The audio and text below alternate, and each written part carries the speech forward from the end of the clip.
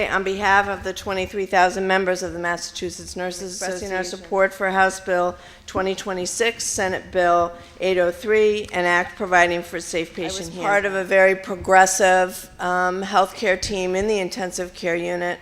I was very much up to date and knowledgeable with equipment and current medical procedures, and I took great pride in taking care of my critically ill patients and pushed, pulled, moved, did everything. After one long weekend taking care of two very difficult patients, I was asked to simply help to move what we would consider a small patient back to bed, a very simple procedure, maneuver. I felt very strong stabbing pain in my back and continued to have one long, never-ending back spasm.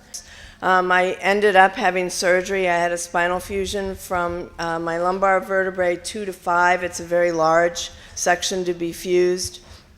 So now what I do is the hospital was able to accommodate me. I do realize intellectually that I'm lucky. There are many of my colleagues who have back injuries that have been unable to return to work. The worst part of this whole thing is that I found out in the middle of it all that there is equipment out there.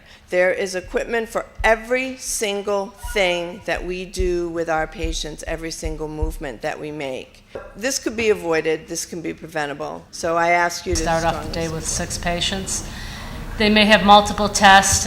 We may have to get them from the bed to a stretcher, back into a chair, and this is all with help, lifting help, and then back to bed again. And we have to do this safely. So very often we're lifting in limited space issues, we're reaching across things, we're bending awkwardly, and this causes us to hurt ourselves.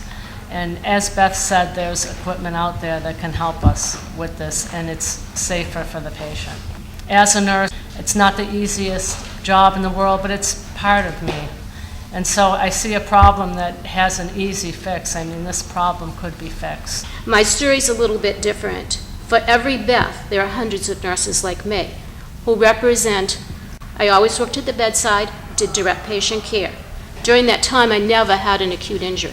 But by 2007, I couldn't bend over to pick up a pen that I had dropped on the floor. There's many small things that I can't do, and it really puts a lot of restrictions on my life. This is the result of small continuous injuries that happen when you're lifting and repositioning patients. You don't even realize it when they're happening. What happened to me is a result of over 40 years of direct patient care without lifting devices. I am here today to speak in favor of House Bill number 2026. As a nurse in the OR, lifting and transferring heavy loads are part of my responsibilities. When preparing the rooms for surgery, I have to lift and move trays of instruments to be used in actual surgical cases. These trays can weigh upwards of 50 pounds. Probably the most strenuous move is the transfer of a patient to the OR table itself. The patients are under anesthesia and they are therefore dead weight. I'd like to believe I'm strong, but I have to tell you that repeating these actions can be a strain to the body, and injuries have resulted.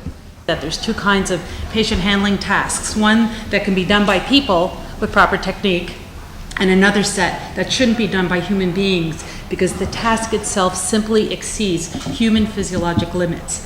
This is a national epidemic, it's a national hazard. And how bad is it? What is the body count in Massachusetts? In 2007 alone, there were 10,000 reported incidents of occupational injury and illnesses among hospital workers. 2/3 of those were overexertion, back and shoulder injuries. The majority of those related to patient handling and the handling of equipment in and around patients. 52% of nurses have left the field because of the fact that they have had some type of sustained injury and they suffer from chronic pain. You cannot always leave the institutions to their own devices to be able to implement things. I think we have a role here, policymakers do, and one of the things we can do is set up protocols and tell institutions that they have to prevent occupational health injuries. And the hospitals that have done this have saved extraordinary sums of money, sometimes upwards between $500,000 and $750,000 a year by implementing safe handling protocols with equipment and with devices.